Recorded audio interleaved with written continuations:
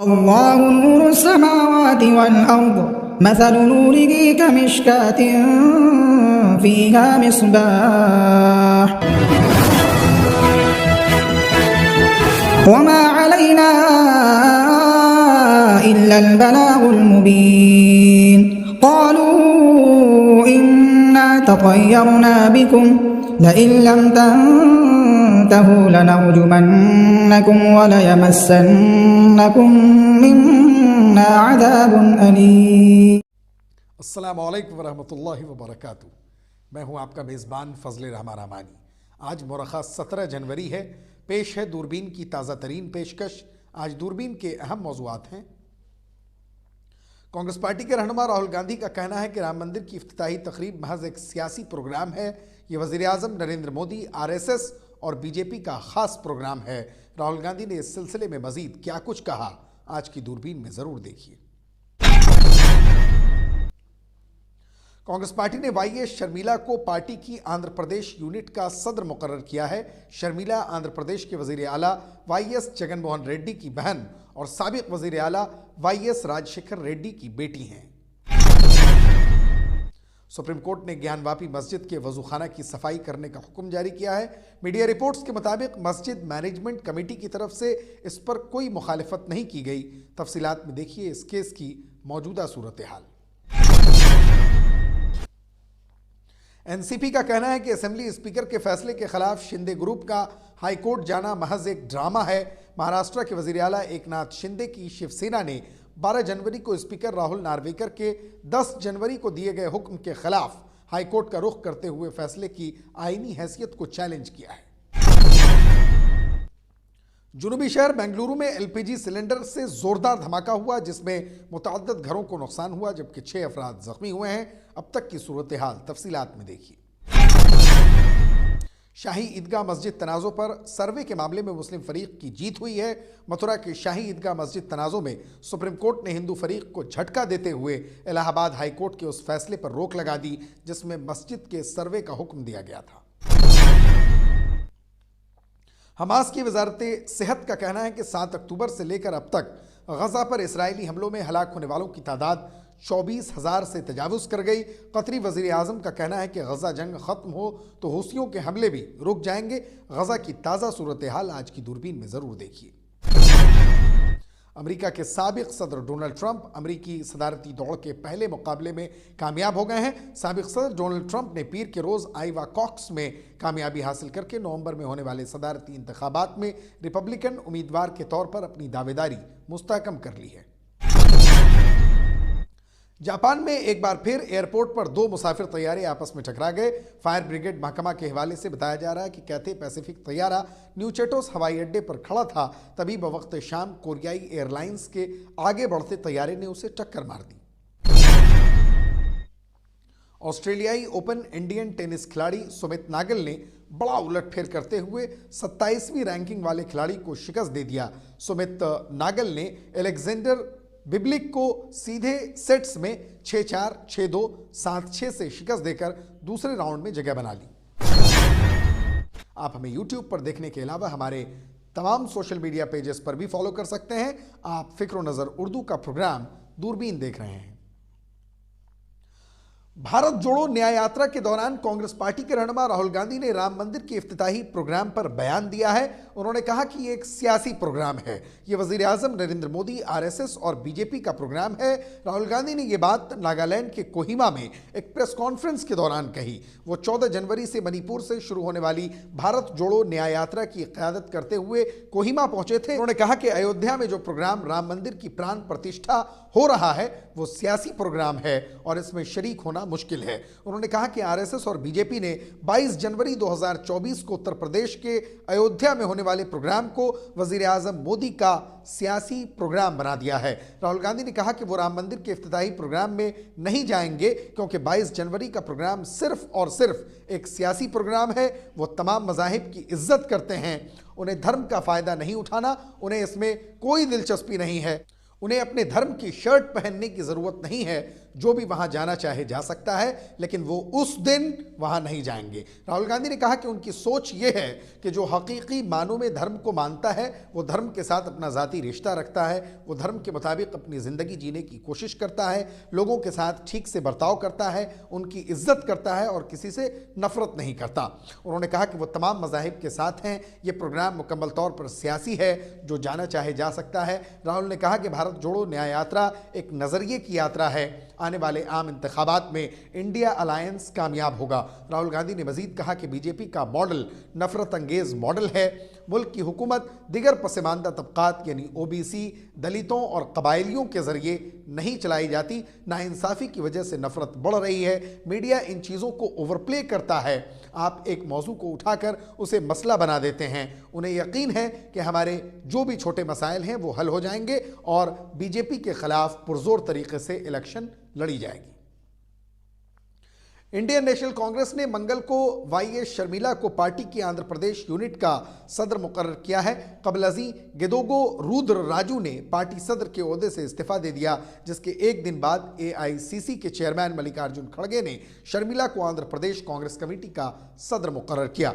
खड़गे ने रुद्र राजू को कांग्रेस वर्किंग कमेटी यानी CWC में खुसूसी मदऊ रुकन मुकर्रर किया है। शर्मिला आंध्र प्रदेश के वज़ीर आला वाईएस जगनमोहन रेड्डी की बहन और साबिक वज़ीर आला वाईएस राजशेखर रेड्डी की बेटी हैं। उन्होंने 4 जनवरी को YSR तेलंगाना पार्टी यानी YSRTP को कांग्रेस पार्टी में जम करने का ऐलान किया था। शर्मिला ने आंध्र प्रदेश कांग्रेस कमेटी की सरबराह मुकर्रर किए जाने पर कांग्रेस सदर खड़गे, पार्टी लीडर सोनिया गांधी, राहुल गांधी और KC वेणुगोपाल का शुक्रिया अदा किया। इंडियन नेशनल कांग्रेस ने मंगल को वाईएस शर्मिला को पार्टी की आंध्र प्रदेश यूनिट का सदर मुकर्रर किया।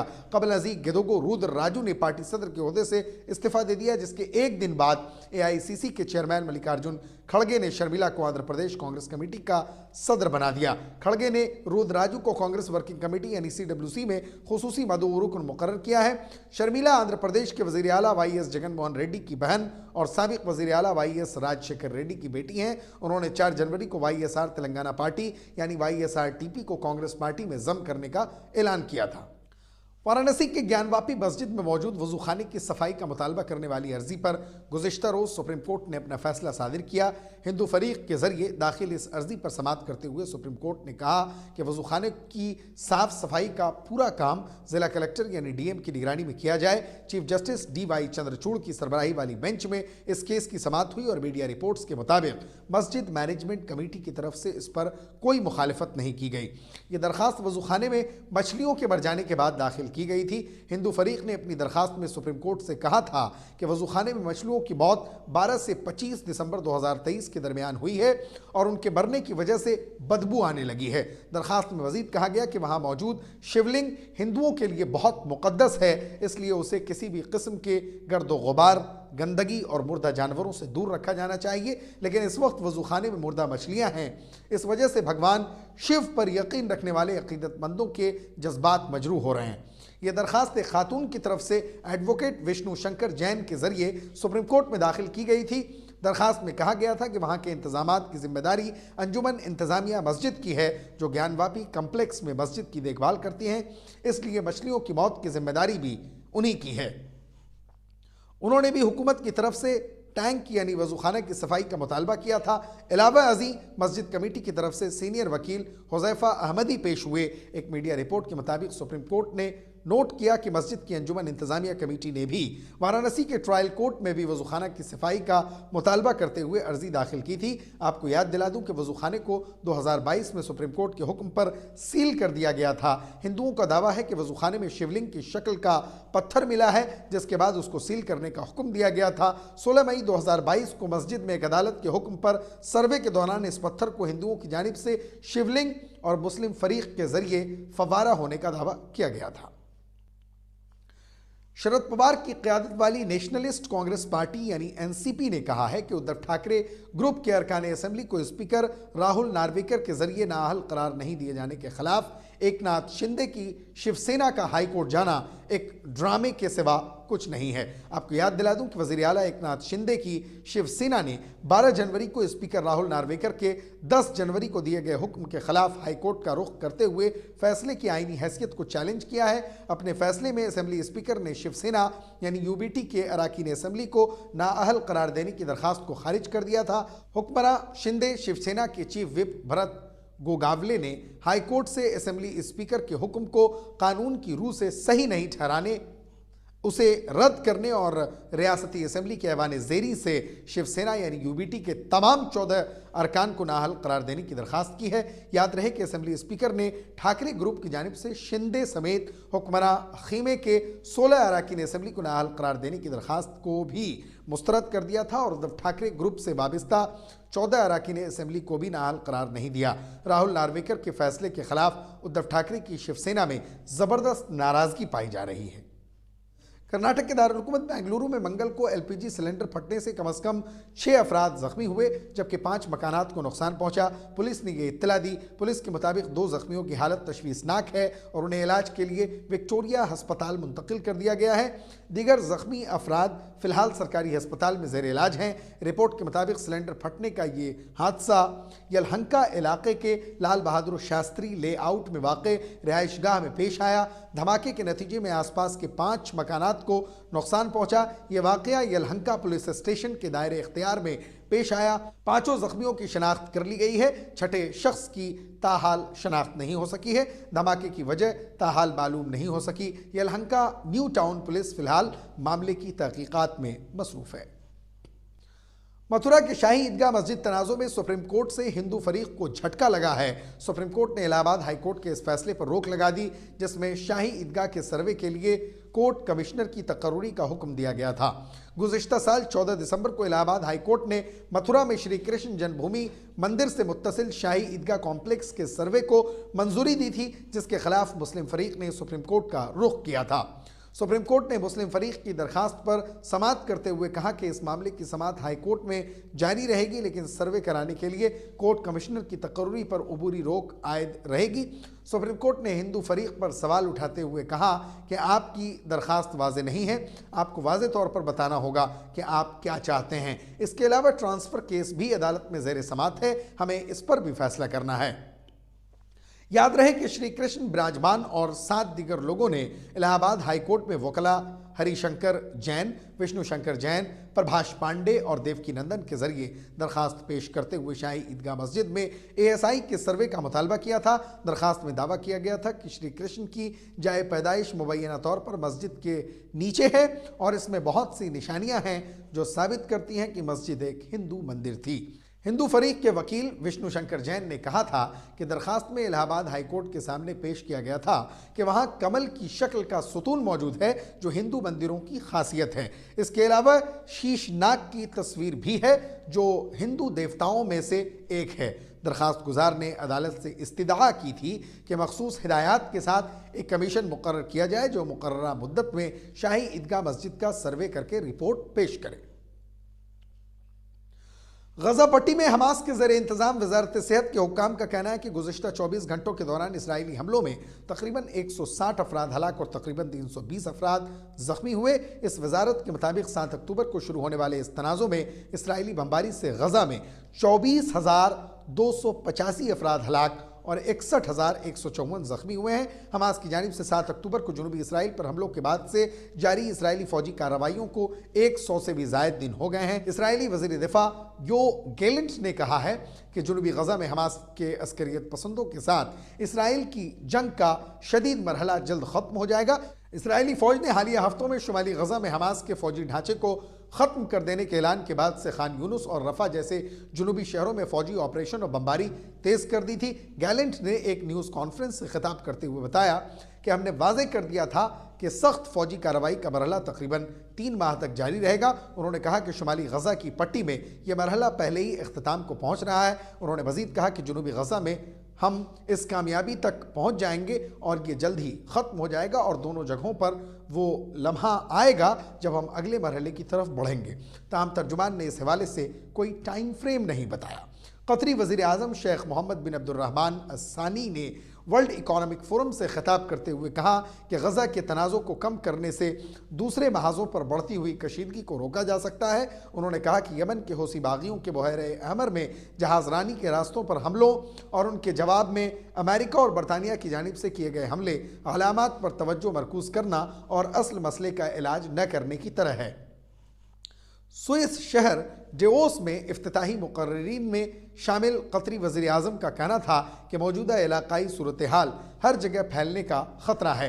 अस्सानी ने कहा कि हमें गज़ा के असल तनाज़ों पर तवज्जो मरकूज़ करनी चाहिए और जैसे ही ये ख़त्म हो जाएगा उन्हें यकीन है कि बाकी सब कुछ भी रुक जाएगा। उनका ये भी कहना था कि इसराइल फ़लस्तीन तनाज़ों को ख़त्म करने के लिए 2 रियासती हल की ज़रूरत है। अमरीकी महकमा ख़ारजा ने ईरान की जानिब से इराक़ के शुमाली खुद मुख्तार कुर्द इलाके में मुख्तलिफ मकामात को निशाना बनाने वाले मिज़ाइल हमलों की मज़म्मत की है। अमरीकी महकमा दिफा के तर्जुमान मैथ्यू मिलर ने कहा कि वो ईरान के गैर जिम्मेदाराना मिज़ाइल हमलों की मुखालिफत करते हैं जो इराक़ के इस्तेहकाम को नुकसान पहुँचाते हैं। उन्होंने एक बयान में कहा कि हम इराक़ी अवाम की उमंगों को पूरा करने के लिए हुकूमत इराक़ और कुर्दिस्तान की इलाकाई हुकूमत की कोशिशों की हिमायत करते हैं। इराक़ ने भी उन मिज़ाइल हमलों को अपनी खुद मुख्तारी पर हमला करार देते हुए इसकी मज़म्मत करते हुए कहा कि इराक़ी हुक्काम इस पेशरफ्त के ख़िलाफ़ तमाम कानूनी इक़दाम करेंगे और ये कि इसमें अक़वाम मुत्तहिदा की सलामती कौंसिल में शिकायत दर्ज कराना भी शामिल है। बगदाद हुकूमत ने कहा कि उसने ईरान में अपने सफ़ीर को मुशावरत के लिए वापस बुला लिया है। ये हमले करने का दावा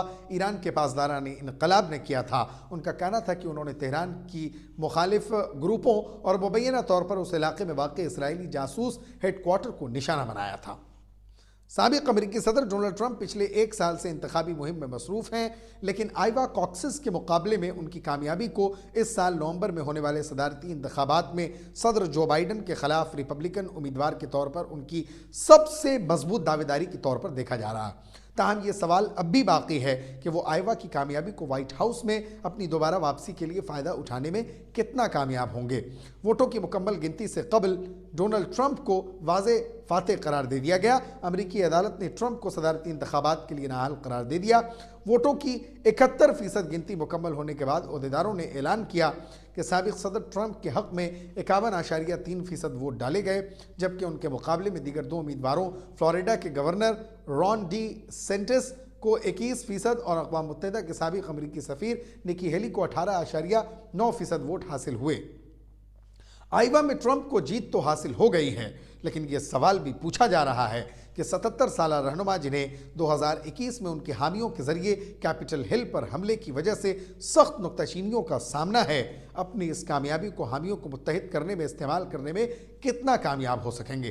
ट्रंप इन दिनों मुतअद्दिद कानूनी केसेस में भी फंसे हुए हैं। उनके खिलाफ मुख्तलिफ अदालतों में कई फौजदारी और मुजरिमाना मुकदमात चल रहे हैं। ये सूरत हाल उनकी हिमायत पर असरअंदाज हो सकती है। एक और अमरीकी रियासत ने ट्रंप को इलेक्शन लड़ने से रोक दिया। आइवा कॉक्स ने अमेरिका की सदारती सियासत में तारीखी तौर पर अहम किरदार अदा किया है, क्योंकि उम्मीदवार अपनी अहलियत का मुजाहरा करने के लिए उसी की तरफ देखते हैं। जापान में एक बार फिर तैयारा हादसा की खबरें सामने आ रही हैं। बताया जा रहा है कि होकाइडो में न्यूचेटोस हवाई अड्डे पर जनूबी कोरिया का एक तैयारा हांगकांग के कैथे पैसिफिक तैयारा से टकरा गया। अच्छी बात यह रही कि इस हादसे में किसी की हलाकत नहीं हुई है, लेकिन एयरपोर्ट पर एक बार फिर 2 तैयारे का आपस में टकराना काबिले तशवीश है। मीडिया रिपोर्ट्स के मुताबिक जनूबी कोरिया का कोरियन एयरप्लेन और हांगकांग के कैथे पैसिफिक प्लेन आपस में टकरा गए, जिसके बाद एयरपोर्ट पर अफरा तफरी फैल गई। इस मामले में CGTN ने जानकारी देते हुए फायर ब्रिगेड महकमा के हवाले से बताया कि कैथे पैसिफिक तैयारा न्यूचेटोस हवाई अड्डे पर खड़ा था, तभी शाम के वक्त कोरियाई एयरलाइंस के आगे बढ़ते तैयारे ने उसे टक्कर मार दी। जापान की लोकल मीडिया फिजी टीवी ने अपनी रिपोर्ट में इस हादसे के ताल्लुक से बताते हुए कहा कि एक मुसाफिर तैयारा हवाई अड्डे पर खड़ा था और दूसरे मुसाफिर तैयारे की लैंडिंग तकरीबन मुकम्मल हो चुकी थी। यही वजह है कि जब टक्कर हुई तो बहुत शदीद नहीं थी और किसी जानी या माली नुकसान की कोई खबर फिलहाल नहीं मिली है। दूसरी तरफ कोरियन एयरलाइंस के तर्जुमान ने ग्लोबल टाइम्स को बताया कि इस हादसे में कोई भी जख्मी नहीं हुआ है। कोरियन एयर ने ग्लोबल टाइम्स से कहा कि इसके बाद तैयारे का बायां पंखा बगल के पार्किंग वाली जगह पर खड़े कैथे पैसिफिक की परवाज से एक्स 583 से टकरा गया। आपको बता दूं कि इससे कबल 2 जनवरी को जापान में रनवे पर 2 तैयारों की टक्कर हो गई थी, जिसमें 6 अफराद हलाक हो गए थे। काबिल जिक्र है कि मुसाफिर तैयारे में सैकड़ों अफराद सवार थे और सभी को इमरजेंसी एग्जिट दरवाजे से निकाल कर बचा लिया गया था। जिन 6 अफराद की मौत हुई थी वो कोस्ट गार्ड तैयारे में थे। इस हादसे में दोनों ही तैयारों में आग लग गई थी, जिसकी खौफनाक तस्वीरें और वीडियोज सोशल मीडिया पर सामने आई थी। इंडियन टेनिस खिलाड़ी सुमित नागल ने गुज़िश्ता रोज ऑस्ट्रेलियाई ओपन में अपनी शानदार कारकर्दगी से सभी को हैरान कर दिया। उन्होंने मर्दों के सिंगल मुकाबले में अपने से कहीं बेहतर रैंकिंग वाले खिलाड़ियों को शिकस्त देकर टूर्नामेंट में बड़ा उलटफेर कर दिया है और दूसरे राउंड में जगह बना ली। पहले राउंड में उन्होंने 27वीं रैंकिंग वाले एलेक्जेंडर बिब्लिक को सीधे सेट्स में 6-4, 6-2 और 7-6 से हराया। काबिल जिक्र है कि नागल 2013 के बाद सिंगल्स के दूसरे राउंड में पहुंचने वाले पहले इंडियन मर्द खिलाड़ी हैं। सोमदेव देव बर्मन ने 2013 में दूसरे राउंड में जगह बनाई थी। इतना ही नहीं, 1989 के बाद पहली बार किसी इंडियन खिलाड़ी ने ऑस्ट्रेलियाई ओपन के सिंगल्स मैच में सेडेड खिलाड़ी को शिकस्त दी है। 1989 में रमेश कृष्णन ने ऐसा किया था। बहरहाल सुमित नागल ने दूसरी बार किसी ग्रैंड स्लैम के असल टूर्नामेंट में जीत हासिल की है। इससे कबल 2020 में यूएस ओपन में वो मेन ड्रॉ में एक मैच जीतने में कामयाब रहे थे।